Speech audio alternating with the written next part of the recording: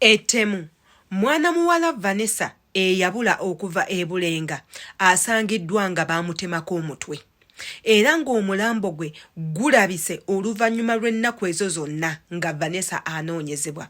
Ono n'abadde mwana muwala omuto eyalimbirwa omusajja n'amugya ewaka ng'amugamba nti maama we ayina ebintu bye yamuwadde amuleetere. Bw'atyo n'agenda n'omusajja oyo okunona ebintu bya nnyina. Ekyewuunyisa Vanessa teyakomawo. Bazzeemu okulaba Vanessa nga baamutemako dda omutwe. Kino kitegeeza ki? Mmwe mwenna abazadde abali eyo, njagala mbagambe nti ensi eno gye tuwangaaliramu yakusaddaaka. Ennaku zino basaddaaka ate basaddaakira ddala abaana ab'obuwala. Era mukuume nnyo abaana bammwe naddala abo abakuliridde mu myaka 3 paka ku myaka nga 16. Kubanga obutemu buzzeemu naddala muneeno mu Kampala.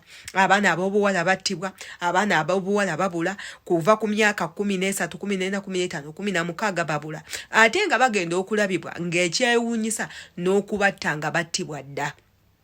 Yenze Sheila Adita atanaba kubanga olaba akatambi kaneeno jangu obeere nga otwegattako ng'osubscribinga ku YouTube channel yange. Kwata kade nga buli video yonna gye ntekayo ekutukako bulungi. Commenting nga tumanye endowooza yo ku butambi bwe mba nkuteereddeyo.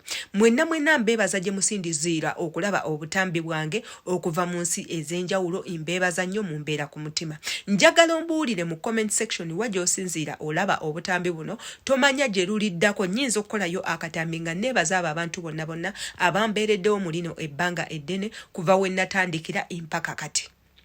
Era mbeebaza kyansusso. Tugendako mu katambi tulabe engeri omwana ono gye baamuwugulamu okuva ewaabwe ewaka n'atuuka n'okugenda n'omusajja omutemu eyamutemako omutwe ng'abeewaabwe tebamanyi. Ate era tukomewo.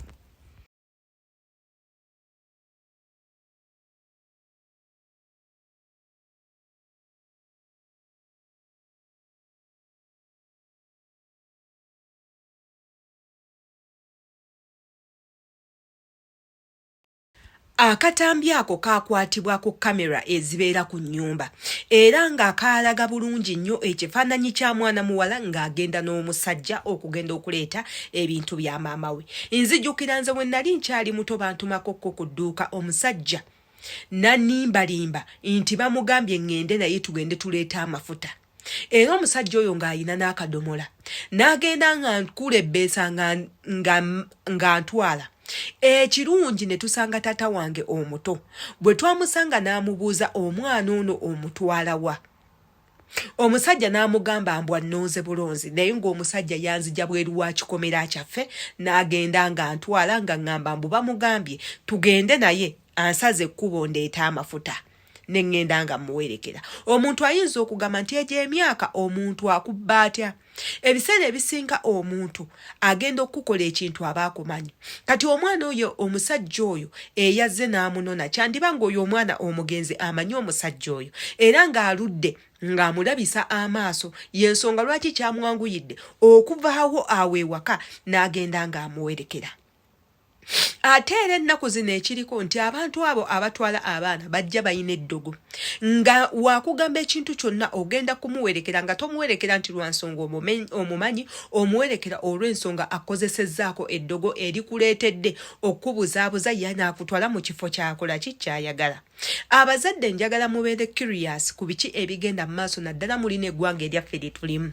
Bw'obanga gwe muzadde omugayaavu munnange ogenda gakaaba nga woogakomba kubanga omulembe gwe tulimu gwa kusaddaaka gwa kutta. Era nga tuwuliddeko abaana bangi abazzenga babula. Abaana bangi abula ewaka baddamu okumulaba nga mufu. Kamba weeyo sitore y'omusajja muneeno muno mu Uganda omusajja eyasibwa oluvannyuma lw'okutemula abaana abawala abawera 20. Omusajja ono yali musajja wa taxi ng'avuga taxi.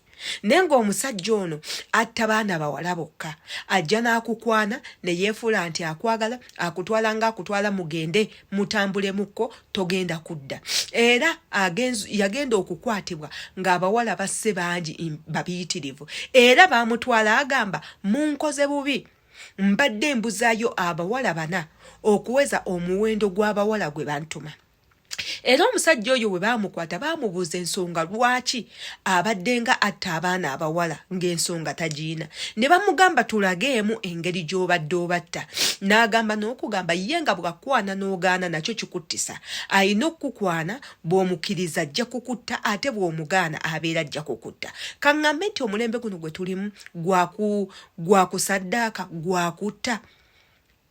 Gwabantu kusaanyaawo bantu bannaabwe olw'okubanga banoonya ssente. Abantu bayingiridde nnyo ebintu by'emizimu bye batategeera bitya we bikola. Nti emizimu kisobola okuttisa abantu abo bonna ate era n'ofundikira ng'okyali mwavu. Okyasobola okutta ate era n'ofuna. Kaakati kino kye mbagamba nti abagagga kati tuwezezza bangi mu nsi be tutamanyi ssente baaziggyawa. Ogenda n'osanga omugagga ng'azimbye ekizimbe ne kituuka wakati ne kigaanirawo nga kyetaaga kunywa musaayi. Ng'ayina okukisalira bw'oba oyagala oba toyagala. Era ojja kwekanga nti ebizimbe ebisinga waneeno mu ggwanga lyaffe byonna bizimbiddwa ku mirambo gy'abantu, ku musaayi gw'abantu, ku baana b'abantu. Kati awo wenkugamira nti omwana ow'obuwala weegendereze. Ate guno omulembe gwe tulimu essaawa zino abaana abawala baavu nnyo oba ensinjavu nnyo, ate tekako n'abanoonya ssente nabo bangi nnyo. Agenda kujja akukwane nga golowooza akwagala wabula ngazze kusaddaaka ate afunire ku ggwe ku musaayi gwo. Mwegendereze nnyo. Yenze Shila Adita, kitalo nnyo nnyo ddala.